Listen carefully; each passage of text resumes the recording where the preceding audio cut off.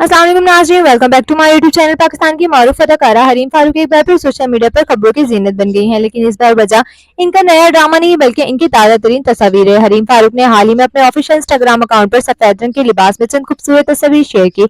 इनके नए हेयरकट और स्टाइलिश अंदाज को कई मदाओं ने पसंद किया, लेकिन ज्यादातर लोगों की तवज्जो इनके चेहरे की बदलती हुई झलक पर गई। तस्वीर सामने आते ही सोशल मीडिया पर ये कयास राय शुरू हो गई कि शायद हरीम फारूक ने कोई कॉस्मेटिक प्रोसीजर या सर्जरी करवाई है। कुछ सारिफीन का कहना था कि इनकी नाक और होठ पहले से मुख्तलिफ दिखाई दे रहे हैं। कमेंट्स में मुख्तलिफ राय देखने को मिले। एक सारिफ ने लिखा, नादरा भी अभी इन्हें पहचानने से इनकार कर देगा, जबकि दूसरे ने तबसरा किया, लगता है कोई नई सर्जरी हुई है। एक और सारिफ ने लिखा, अब पहली बार वाकई खूबसूरत लग रही हैं। कुछ लोगों ने इन्हें एक वायरल सोशल मीडिया गर्ल से भी तशबीह दी, जबकि चंद तबसरे सख्त ही तनकीदी रहे।